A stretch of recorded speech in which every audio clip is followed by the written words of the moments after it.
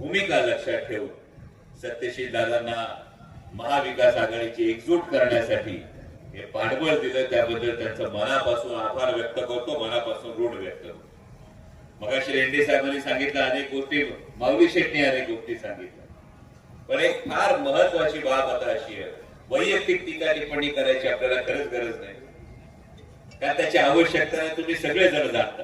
कारण 2019ला ज्यांच्या चेहऱ्यावर जे लोक निवडून आले तो आदरणीय शरदचंद्रजी पवार साहेबांचा फोटो लावून आदरणीय शरदचंद्रजी पवार साहेबांना एकदा नाही दोनदा तालुक्यात बोलवून निसटत्या मताधिक्याने जे लोक निवडून आले त्यांनी आज खरं तर निष्ठेवर, त्यांनी आज खरं तर विकासावर बोलत असताना हे उत्तर दिलं पाहिजे की आदरणीय पवार साहेब जर दैवत होते तर या दैवताला जेव्हा प्रश्न विचारले गेले, या दैवताला जेव्हा संकटात टाकलं गेलं तेव्हा आपण कुठे होता, तेव्हा आपण स्वार्थाची भूमिका का घेतली. आणि हा प्रश्न प्रत्येकाला ठाऊक, याचं उत्तर प्रत्येकाला ठाऊक.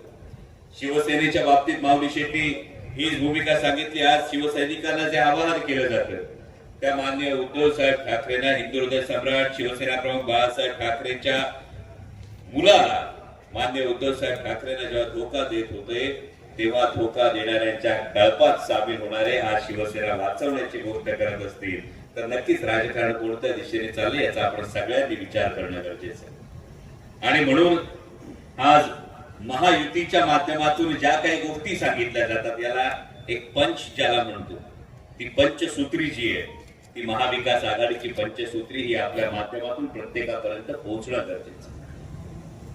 कारण लोकसभेला मतांची झाली कडकी म्हणून बहीण झाली लाडकी अशी जी महायुतीची परिस्थिती होती, यामध्ये बजेटमध्ये हेड नसलेली एक योजना आणण्यापेक्षा महाविकास आघाडीने जी योजना आणली ती महालक्ष्मी योजना, महाविकास आघाडीचं सरकार आल्यानंतर ही माता भगिनींसाठी अंमलबजावणी ज्याची करण्यात येईल, ज्यामध्ये तब्बल 1500 नाही 2100 नाही तब्बल 3000 रुपये हे प्रत्येक माता भगिनीच्या अकाउंट मध्ये दर महिन्याला येते. ही महालक्ष्मी योजना एवढ्या पुरती राहत नाही, तर माझ्या माता भगिनींना जन्माला आल्यानंतर आपल्या पुरुष प्रधान संस्कृतीमध्ये एका वेगळ्या नजरेने जे कायम पाहिलं जातं, या माझी लेख जन्माला आल्यानंतर त्या लेकीच्या नावावर एक फिक्स डिपॉझिट ठेवून ती लेख 18 वर्षाची झाल्यानंतर तिला 1 लाख रुपये मिळतील, ही सुद्धा महालक्ष्मी योजनेची दुसरी गोष्ट. आणि केवळ लाडकी नाही तर आपली बहीण सुरक्षित राहिली पाहिजे या दृष्टीने जो शक्ती कायदा आहे, या शक्ती कायद्याची अंमलबजावणी सुद्धा महाराष्ट्रात केली जाते. पंचसूत्रीची ही पहिली गोष्ट महालक्ष्मी योजना जी आहे ही माझ्या माता भगिनींसाठी आहे, पण फक्त बहिणींसाठी नाही, दाजींसाठी सुद्धा याच्यामध्ये ठोस तरतूद आहे. कारण दाजींसाठी जी महत्वाची तरतूद असणार होती, यामध्ये 3 लाख रुपयापर्यंतच सर्वसामान्य शेतकऱ्याचं कर्ज माफ होणार, 3 लाखापर्यंतचं कर्ज माफ होणार आहे. आणि आपली जी पिकं आहे या पिकांच्या हमी भावासाठी, ज्याला आपण लीगल MSP ची गॅरंटी म्हणतो, या पद्धतीने हमी भावाची गॅरंटी ही महाविकास आघाडीचं सरकार देते. तिसरी महत्वाची गोष्ट ती तरुणांसाठी. सत्यशील दादांनी बेरोजगार तरुणांचा हा प्रश्न उपस्थित केला. महायुतीचं सरकार गेले 2-2.5 वर्ष सत्तेत असताना 2.5 लाख शासकीय पदं रिक्त, भले भले रोजगार जवळपास 5.5 लाख कोटी रुपयांची गुंतवणूक ही परराज्यात गेली, पण महाविकास आघाडीचं सरकार आल्यानंतर दरवर्षी 2.5 लाख तरुणांना रोजगार देऊन 5 वर्षात 12.5 लाख रोजगार उपलब्ध करणार. आणि तोपर्यंत बेरोजगार तरुणांना महिन्याला 4000 रुपये बेरोजगारी भत्ता देणार, हे महाविकास आघाडीचं वचन.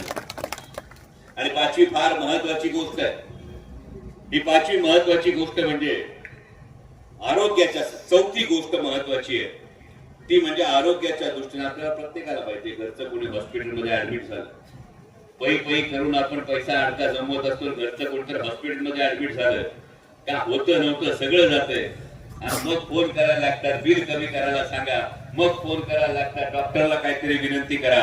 महाविकास आघाडीचं सरकार आल्यानंतर महाराष्ट्रातल्या गरजू नागरिकांना 25 लाख रुपयापर्यंतचा आरोग्य विमा हा महाविकास आघाडी सरकार मार्फत देण्यात आला. ही फार महत्वाची गोष्ट आहे, तुमच्या माझ्या भवितव्यासाठी, तुमच्या माझ्या आरोग्यासाठीची ही अत्यंत महत्वाची गोष्ट आहे. हा 25 लाख रुपयांचा आरोग्य विमा असणार. आणि पाचवी महत्वाची गोष्ट माझा आदिवासी बांधव असेल, माझा ओबीसी बांधव असेल, माझा मराठा बांधव असेल, या प्रत्येकासाठी. कारण भारतीय जनता पक्षानं एक पोस्टर लावलं होतं मुंबईमध्ये, ठिकठिकाणी पोस्टर लावलं. काय पोस्टर लावलं? बटेंगे तो कटेंगे. म्हणजे काय? मंदिराच्या गाभाऱ्यात तुम्हाला आम्ही घेणार नाही, तुम्ही राहायचं मंदिराच्या गाभाऱ्याच्या बाहेर, पण निवडणूक आली की धर्म खतरे में है असं म्हणत आम्हाला सगळ्यांना वरवडून सगळ्यांना फरफटत घेऊन जायचं, ही जी भावना होती. यामध्ये माननीय काशीरामजींनी जे सूत्र सांगितलं होतं, जिसकी जितनी संख्या भारी उसकी उतनी हिस्सेदारी, या माध्यमातून महाविकास आघाडीचं सरकार आल्यानंतर जाती निहाय जनगणना होऊन आरक्षणाची मर्यादा ही 50% वर नेण्यासाठी हे महाविकास आघाडीचं सरकार प्रयत्न करणार. आणि जेव्हा ही पंचसूत्रीचा आपण विचार करतो, या पंचसूत्रीनंतर खरं तर सत्ताधाऱ्यांच्या पायाखालची माती सरकली, वाळू सरकायला लागली. आणि म्हणून काल महायुतीच्या मांडीवर जाऊन बसलेल्या एका पक्षाच्या, म्हणजे ज्यांचं नाव कडकनाथमुळे खरं तर महाराष्ट्राला कळलं, म्हणजे ज्यांच्या गाडीवर कोंबड्या फेकून मारल्या लोकांनी फसवणूक झाली म्हणून, अशा माणसांनी आदरणीय पवार साहेबांच्या विषयी इतकं दुर्दैवी वक्तव्य करावं. म्हणजे त्या माणसाचं नाव सुद्धा घ्यायची, ज्यांनी वक्तव्य केलं त्या माणसाचं नाव सुद्धा घ्यायची खरं तर इच्छा होत नाही. पण अशा माणसानं जे वक्तव्य केलं, त्या माणसाच्या वक्तव्यापेक्षा त्या माणसाचं वक्तव्य होत असताना व्यासपीठावर जी व्यक्ती बसली होती त्या माणसाच्या चेहऱ्यावरचं हास्य हे जास्त विकृत मानसिकता दाखवतं. आणि ती व्यक्ती देवेंद्रजी फडणवीस होती.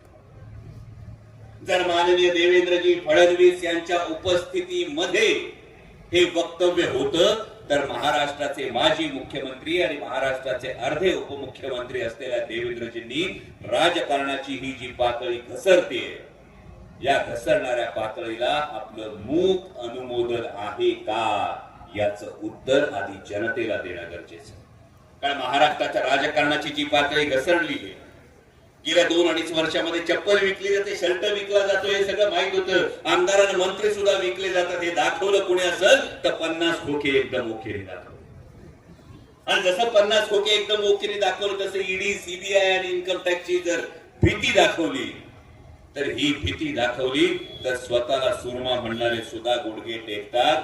हे सुद्धा या महाराष्ट्राच्या राजकारणात बघायला मिळालं. आणि असं असताना तुमच्या सगळ्यांचा अभिमान असणारे आदरणीय शरदचंद्रजी पवार साहेब, पवार साहेबांचा पक्ष काढून घेतला, चिन्ह काढून घेतलं. आज पेपरला चिन्हाचं शेवटी सर्वोच्च न्यायालयाची उद्या सुनावणी म्हटल्यानंतर घाईघाईने नोटीस द्यावी लागली की घड्या हे चिन्ह न्यायालयाच्या प्रक्रियेत आहे, सांगता येत नाही उद्या टिकल का नाही. ही प्रक्रिया आहे, प्रक्रियेच्या अधीन असणारं चिन्ह आहे. चिन्ह काढून घेतलं, पक्ष काढून घेतला. आणि गिधाड ज्या पद्धतीनं श्वापदाकडे बघत असतं, गिधाड ज्या पद्धतीनं आपल्या पक्षाकडे बघत असतं, त्या पद्धतीनं दिल्लीचे काही नेते बघत होते. आदरणीय पवार साहेब गुडघे टेकतील का, आदरणीय पवार साहेब शरण येतील का. पण तो 84 वर्षाचा योद्धा उठला आणि म्हटला, मी शरण जाणार नाही, मी गुडघे टेकणार नाही, मी लढणार आणि जिंकणार. त्यांचं नाव आदरणीय शरदचंद्रजी पवार. आणि म्हणून ही निवडणूक आदरणीय पवार साहेबांची निवडणूक, ही निवडणूक महाराष्ट्राच्या स्वाभिमानाची निवडणूक आहे. ही निवडणूक माननीय उद्धव साहेब ठाकरे यांच्या पाठीत खंजीर खुपसणाऱ्यांना त्यांची जागा दाखवून देण्याची निवडणूक आहे. आणि म्हणूनच तुतारी वाजवणारा माणूस हे चिन्ह आपल्या माध्यमातून घरोघरी पोचू द्या. कुणाचा बी किती बी येऊ द्या फोन, लक्षात ठेवायचं सत्यशील दादाचं बटन नंबर 2. एवढी एक गोष्ट लक्षात ठेवा. रामकृष्ण हरी.